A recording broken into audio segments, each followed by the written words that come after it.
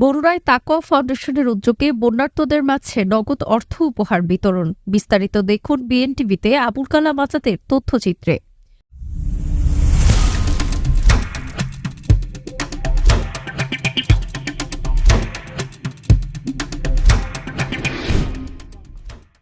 কুমিল্লা জেলার বরুড়া উপজেলায় বিভিন্ন ইউনিয়নে মোট ৫০টি পরিবারের পাশে দাঁড়াতে তাকওয়া ফাউন্ডেশন বাংলাদেশের চেয়ারম্যান কুমিল্লা অস্থায়ী ক্যাম্প থেকে ১৩ সেপ্টেম্বর রোজ শুক্রবার সকালে বরুড়ায় রাবেয়া বস্রী মহিলা মাদ্রাসার অফিসে বরুড়া সদরে তাকওয়া ফাউন্ডেশন বাংলাদেশ বরুড়া উপজেলা শাখার সদস্যদের সাথে মত বিনিময় করেন। এই সময় উপস্থিত ছিলেন মাওলানা হাফেজ আতাউল্লাহ মাদানী, হাফেজ নাসির আহমেদ, বশির আহমেদ, মাওলানা ইলিয়াস আহমেদ, মাওলানা আমিনুল ইসলাম, হাফেজ আল আমিন, হাফেজ জাহিদুল ইসলাম, কারি জসিম উদ্দিন, ইঞ্জিনিয়ার মাসুম, কারি ইউসুফ, আব্দুল আজিজ, হাফেজ আব্দুল জলিল সহ উপস্থিত সকলের সাথে সংগঠনের বিষয়ে আলোচনা শেষে বরুড়া উপজেলা নির্বাহী কর্মকর্তার সাথে সৌজন্য সাক্ষাৎ করে বরুড়া উপজেলার বিভিন্ন ইউনিয়নে গিয়ে ৫০ জন বন্যার পানিতে আটকে পড়া মানুষের মাঝে ভালোবাসা অর্থাৎ নগদ অর্থ তুলে দেন। জানা যায়, আগেও তাকওয়া ফাউন্ডেশন দেশের যেকোনো দুর্যোগময় সময় মানুষের পাশে দাঁড়িয়েছে ফাউন্ডেশনের চেয়ারম্যান মাওলানা গাজী ইয়াকুব বলেন, দেশের এ জাতির যতগুলো দুর্যোগই দেখা দিয়েছে, আলহামদুলিল্লাহ মানবতার ডাকে সাড়া দিয়ে তাদের পাশে দাঁড়াতে পেরেছি বলে মহান রব্বুল আলামিনের দরবারে শুকরিয়া ও নিজেকে ধন্য মনে করছি। আসলে আমরা দুনিয়াতে থাকবই বা কয়দিন।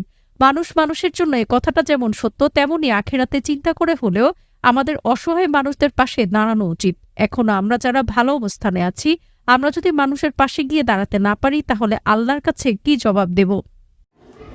এরা করোনা ক্রাইসিস মুহূর্তে যখন সবচেয়ে কঠিন একটা মুহূর্ত সারা পৃথিবীতে গিয়েছিল, সেই মুহূর্তে স্বেচ্ছায় স্বপ্রণোদিত হয়ে আমার কাছে মেসেজ পাঠিয়ে তাকওয়া ফাউন্ডেশনের সাথে যুক্ত হয়ে কুমিল্লা জেলার প্রত্যন্ত অঞ্চলে গিয়ে রাত দিন একাকার করে স্কুল ঘরে ঘুমিয়ে আপনাদের দেশের জন্য যে মানুষগুলো দুনিয়া থেকে চলে গিয়েছেন তাদেরকে সেবা দিয়েছেন, তাদের লাশগুলো গোসল করিয়েছেন, কাফনের ব্যবস্থা করেছেন, দাফনের ব্যবস্থা করেছেন।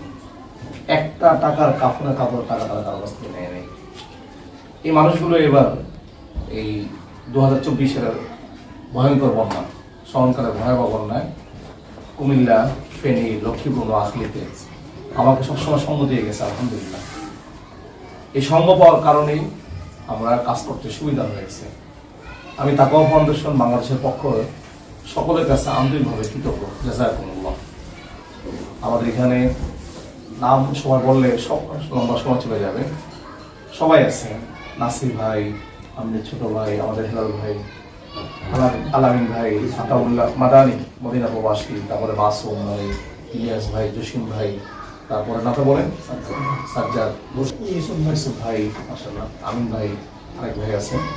এদের সম্মিলিত প্রচেষ্টার কারণে এবার সহনকালে ভয়াবহ বন্যা কাজ করা সহজ হয়েছে। আলহামদুলিল্লাহ, কুমিল্লা ক্যাম্প, জামিয়া মাদানিয়া, রওজাতুল মাদ্রাসা ছাত্র, শিক্ষক এবং এদের প্রয়াস, ঢাকা থেকে আগত মেহমানরা সবাই মিলে আমাদের আজকে ২২ দিন ধরে কাজ করে যাচ্ছি। আলহামদুলিল্লাহ, আমি বরুড়াতে আসার সুযোগ হয় না। এই কমিটিদের আবেদন ছিল যে এখানে আসা হয়, আমি যেন তাদের সাথে মত বিনিময় করি।